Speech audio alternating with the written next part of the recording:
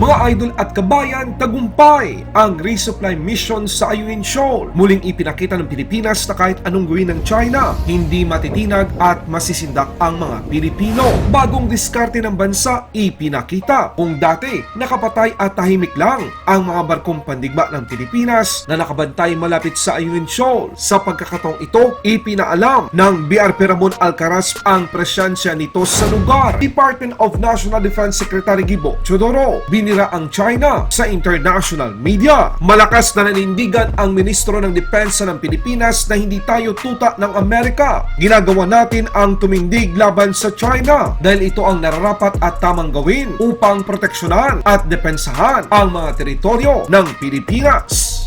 Is the Philippines acting upon the behest of its treaty ally, the U.S.? No, and that's what they don't understand. They are distancing them from the Filipino people when they say that. And we're going to stand up more because it's an insult to our integrity, an insult to our intellect, and an insult to our common sense. Good news! 5 Garani 6x6 World APC parating na sa bansa. Ito ay bahagi ng 28 Garani APC na in-order ng Pilipinas sa bansang Israel. Inihayag naman ng isang international defense na 114 na Garani 6x6 World APC ang balak bibilhin ng Pilipinas. Grabe, ang dami naman!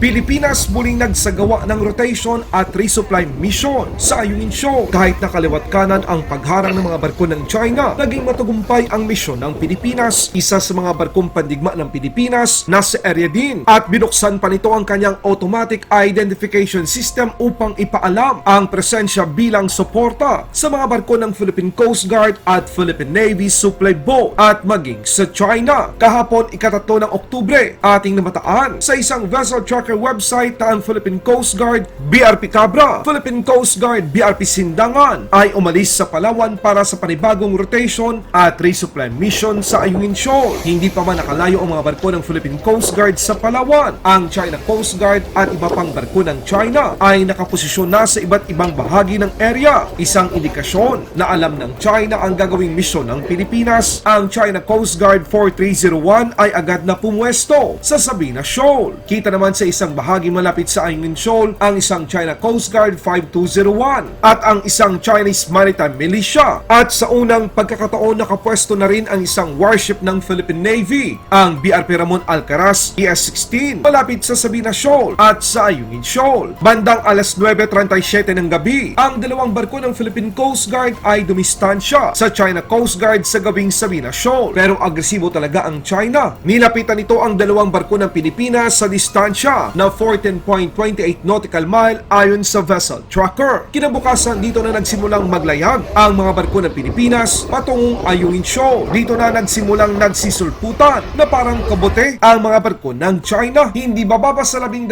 Chinese Maritime Militia at China Coast Guard ang humarang at tangharas sa mga barko ng Pilipinas. Ito ang China Coast Guard 5201, China Coast Guard 4301, China Coast Guard 21551. Kita sa video ang mapangalib na pagmaniobra ng China Coast Guard kung saan bigla itong huminto sa harapan na bahagi ng barko ng Philippine Coast Guard. Matapos ang misyon ng Pilipinas, agad namang umalis at bumalik sa Palawan ang mga barko ng Philippine Coast Guard at Philippine Navy supply boat. Pinatay na rin ng BRP Ramon Alcaraz PS-16 ang automatic identification nito. Sa ibang balita naman, Department of National Defense Secretary Gibo Chodoro, binira ang China sa international media. Sinabi nito sa isang panayam sa international media na bully talaga ang China. Inahin tulad pa nito sa isang mag-aaral na hindi lamang baon mong pera ang kukunin ng China, kundi pati ang lunch bag mo, upuan at maging ang pambayad sa eskwelahan. Malakas na nanindigan ang Ministro ng Depensa ng Pilipinas na hindi tayo tuta ng Amerika. Ginagawa nating tumindig laban sa China dahil ito ang nararapat at tamang gawin para protektahan at depensahan ang mga teritoryo ng Pilipinas. These countries see too, though they need China, they need Russia,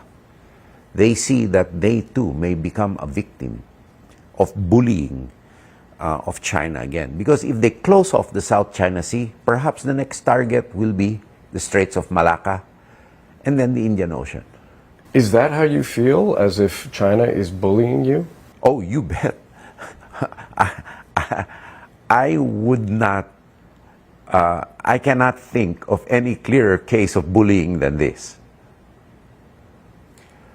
It's not a question of stealing your lunch money, but it's really a question of stealing your lunch bag, your chair, and even enrollment in the school. The 10-dash line is China's claim that it controls and owns virtually all of the South China Sea, Yes. irrespective of competing claims from countries like the Philippines. That is the unilateral declaration by China that it owns the South China Sea, Up basically. until almost the coast of the Philippines. But here, that is a claim which the whole world perhaps rejects. Some don't say it out loud, but as soon as China begins to visibly assert their squeeze over the South China Sea, then the whole world will react. Why? Because it will choke one of the most vital supply chain waterways in the whole world. What are the kind of measures that you have seen the Chinese authorities using to try to keep your vessels out of these contested areas?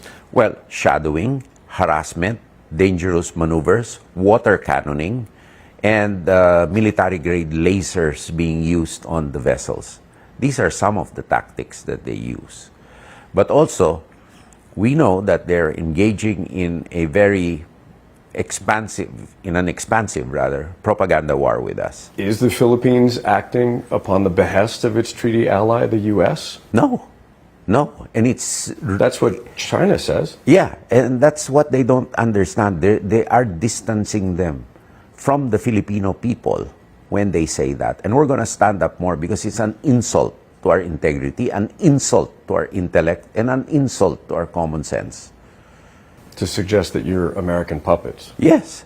Sa ibang balita naman, good news! Germany, binigyan na ng approval ang Brazil upang ituloy ang pag-export ng Garaning 6x6 APC sa Pilipinas. Ang unang 5 Garaning 6x6 World APC ay i-deliver sa Pilipinas sa pamamagitan ng Israel Elbit System na siyang nanalo sa kontrata para sa naturang proyekto. Dito sa bansa, 23 ay kasalukuyang ginagawa naman sa bansang Brazil. Ang Elbit System ay siyang maglalagay ng iba pang mahalagang hardware at armas upang maging mas malakas at epektibo sa digmaan ang naturang 6x6 World APC tulad ng Torch X TM Battlefield Management System at E-Links TM Radio Communication System at ang remotely controlled SARC Shooting Station. Bumili ang Pilipinas ng 28 Garaning 6x6 World APC at ayon sa nabanggit sa artikulong ito, inilahad nila na aabot sa 114 na Garaning 6x6 World APC ang nakatakdang bibilihin ng Pilipinas, isang patunay na tuloy-tuloy ang Armed Forces of the Philippines Modernization Program upang mas lalo pang lumakas ang puwersa at depensa ng Pilipinas. Maraming salamat ang tagahatid ng balita. Good News Philippines. Mabuhay ang mga Pilipino. Mabuhay ang Pilipinas. Laban Pinas.